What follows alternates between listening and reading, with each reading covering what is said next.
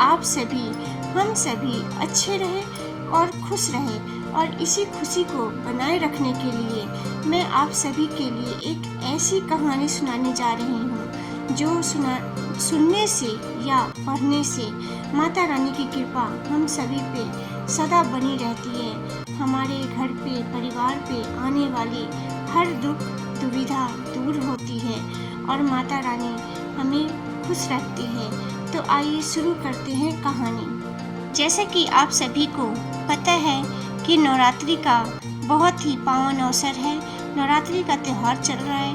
हर घर, हर जगह खुशी का माहौल बना हुआ है। ऐसे में सभी लोग नवरात्रि कीर्तन का आयोजन करते हैं, माता का जगराता करवाते हैं और खूब खुशी मचाकर, धूम मचाकर माता की आराधना करते हैं। इसी में आपको सबसे पहले यह बहुत जानना जरूरी है कि माता की जब जागरण कोई करवाता है या कीर्तन करवाते हैं या जो नहीं भी करते हैं उनको भी अगर मौका मिले तो तारा रानी की कथा सुनने से माता रानी बहुत खुश होती है और माता रानी अपने भक्तों की हर मनोकामना पूरी करती है।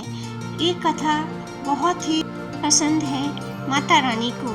तो आइए शुरू करते हैं। महाराजा दक्ष की 2 बेटियां तारा देवी एवं रुक्मणी भगवती दुर्गा जी की भक्ति में अटूट विश्वास रखती थी।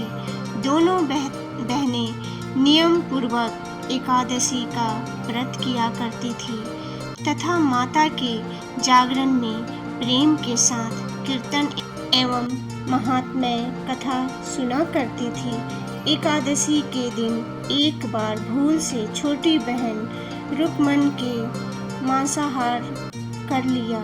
जब तारा देवी को पता लगा तो उसे रुक्मन पर बड़ा क्रोध आया और बोली कि तू है तो मेरी बहन, परंतु मनुष्य देह पाकर भी तूने नीच योनि के प्राणी जैसा कर्म किया। तू तो छिपकली बनने योग्य है। बड़ी बहन के मुख से निकले शब्द को रुक्मन ने विरोधार्य कर लिया, विरोध किया और साथ ही प्रायश्चित का उपाय पूछा। तारा ने कहा कि त्याग और परोपकार से सब पाप छूट जाते हैं। दूसरे जन्म में तारा देवी इंद्रलोक की अप्सरा बनी और छोटी बहन रुक्मन छिपकली योनि में प्रायश्चित का अवसर ढूंढने लगी। द्वापर युग में जब पांडवों ने अश्वमेघ यज्ञ किया तब उन्होंने दूत भेजकर दुर्वासा ऋषि सहित 33 करोड़ देवताओं को निमंत्रण दिया। जब दूत दुर्वासा ऋषि के साथ पर स्थान पर निमंत्रण लेकर गया तो दुर्वासा बोले कि यदि 33 करोड़ देवता उस यज्ञ में भाग लेंगे तो मैं उसमें सम्मिलित नहीं हो सकता। दूत 33 करोड़ देवताओं का निमंत्रण देखकर वापिस पहुंचा और दुर्वासा ऋषि का वृतांत पांडवों को कह सुनाया कि वह सब देवताओं को बुलाने के कारण नहीं आएंगे। यज्ञ आरंभ हुआ। 33 करोड़ देवता यज्ञ में भाग लेने आए। उन्होंने दुर्वासा ऋषि जी को ना देखकर पांडवों से पूछा कि ऋषि को क्यों नहीं बुलाया। इस पर पांडवों ने नम्रता सहित उत्तर दिया कि निमंत्रण भेजा था परंतु वह अहंकार के कारण नहीं आए। यह यज्ञ में पूजन हवन आदि निर्विघ्न संपन्न हुए। भोजन के लिए भंडारे की तैयारी होने लगी। दुर्वासा ऋषि ने देखा कि पांडवों ने उनकी उपेक्षा कर दी है तो उन्होंने क्रोध करके पक्षी का रूप धारण किया। चोंच में सर्प लेकर भंडारे में फेंक दिया। चोंच में सर्प लेकर वो एक पेड़ के ऊपर बैठ गए और उन्होंने देखा कि वहाँ पे पेड़ के नीचे खीर बन रही थी। उन्होंने सर्प को खीर के अंदर गिरा दिया। इसका किसी को कुछ भी नहीं पता चला। वह सर्प खीर की कढ़ाई में गिरकर छिप गया। एक छिपकली जो कि पिछले जन्म में तारा देवी की छोटी बहन थी तथा बहन के शब्दों को सिरोधार्य कर इस जन्म में छिपकली बनी थी, सर्प का भंडारे में गिरना देख रही थी। उसे त्याग व परोपकार की शिक्षा अब तक याद थी। वह छिपकली घर की दीवार पर चिपकी समय की प्रतीक्षा करती रही और कई लोगों के प्राण बचाने हेतु उसने अपने प्राण न्यौछावर कर देने का मन ही मन निश्चय किया। जब खीर भंडारे में दी जाने वाली थी तो सबकी आंखों के सामने वह छिपकली दीवार से कूदकर कढ़ाई में जा गिरी। इस प्रकार सब लोग छिपकली को बुरा भला कहते हुए खीर की कढ़ाई को खाली करने लगे। तो उस समय उन्होंने उसमें मरे हुए सांप को देखा। अब सबको मालूम हुआ कि छिपकली ने अपने प्राण देकर उन सबको प्राणों की रक्षा की है। इस प्रकार उपस्थित सभी सज्जनों और देवताओं ने उस छिपकली के लिए प्रार्थना की कि उसे सब योनियों में उत्तम मनुष्य योनि प्राप्त हो तथा अंत में मोक्ष को प्राप्त करे। तीसरे जन्म में छिपकली राजा स्पर्श के घर कन्या बनी। दूसरी बहन तारा देवी ने फिर मनुष्य का जन्म लेकर तारामणि नाम से अयोध्या के प्रतापी राजा हरिश्चंद्र के साथ विवाह किया।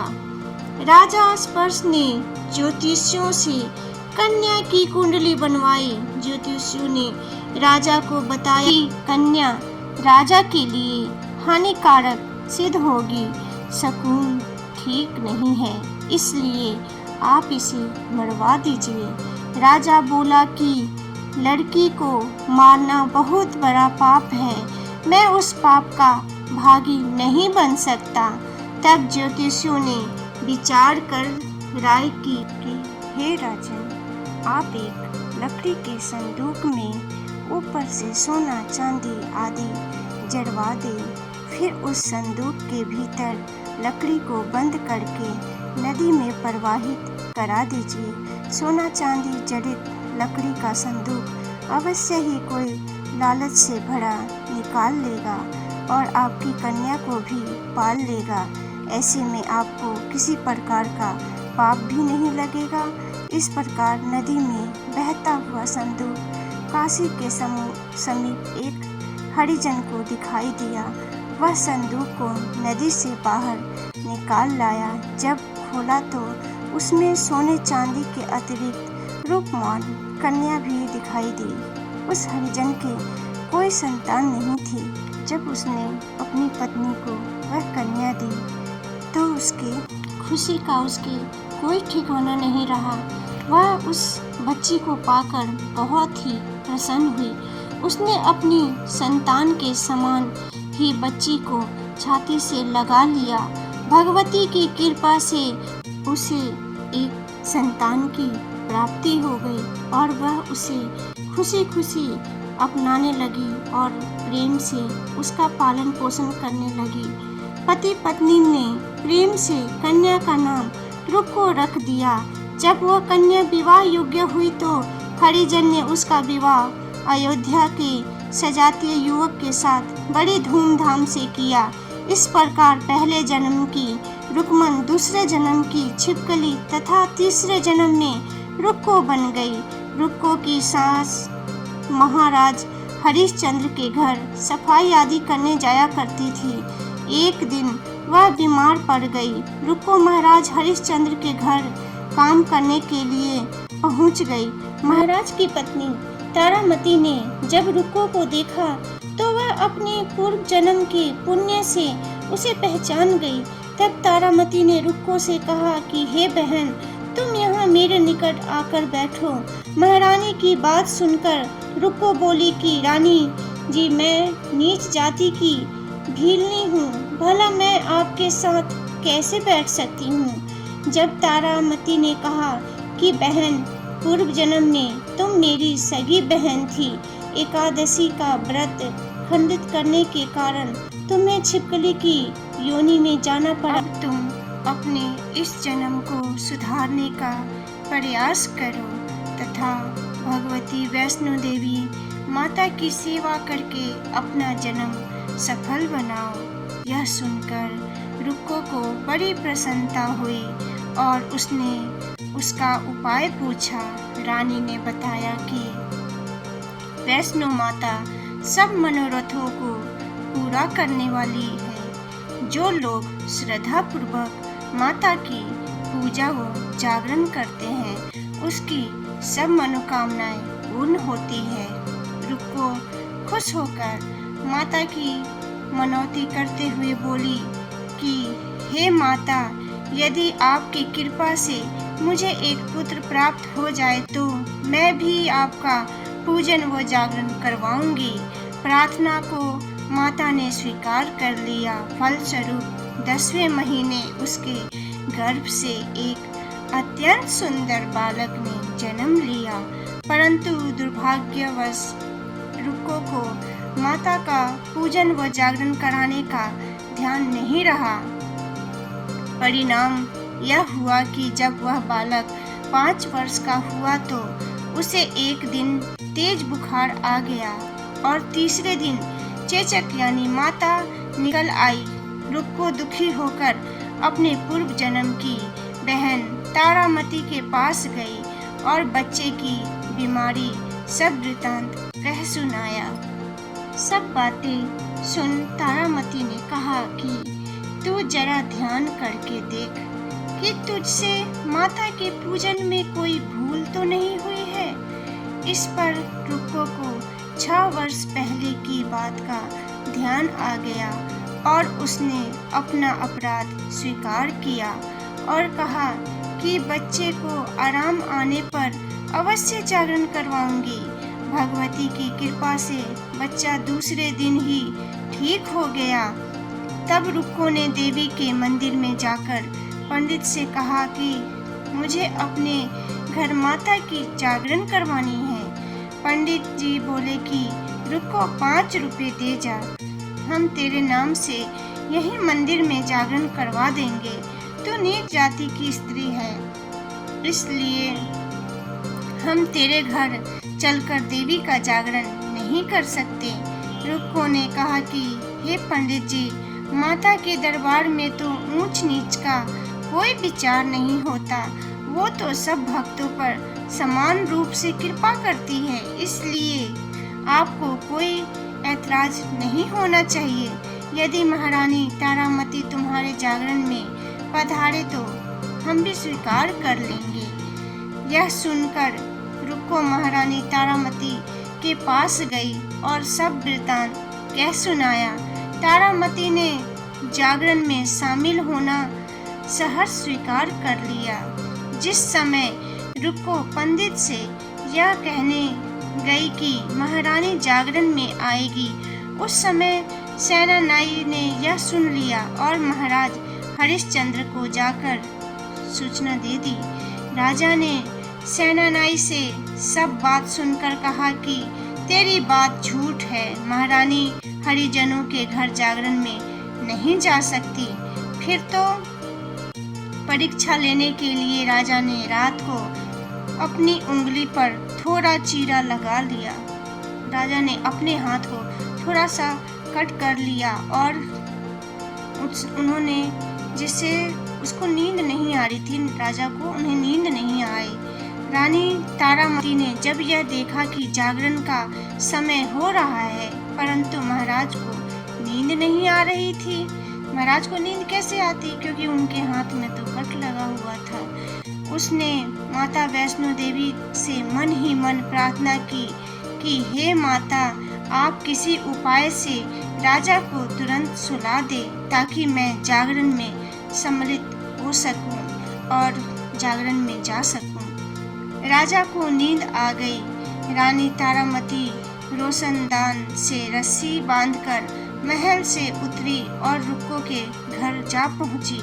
उस समय जल्दी के कारण रानी के हाथ का रेशम रुमाल और पाँव की एक पैर की पायल रास्ते में गिर गई। उधर थोड़ी देर बाद राजा हरिश्चंद्र की नींद खुल गई। तब वह रानी का पता लगाने के लिए निकल पड़े। मारे में पायल और रुमाल उनको मिले और वह जागरण वाले स्थान पर जा पहुँचे।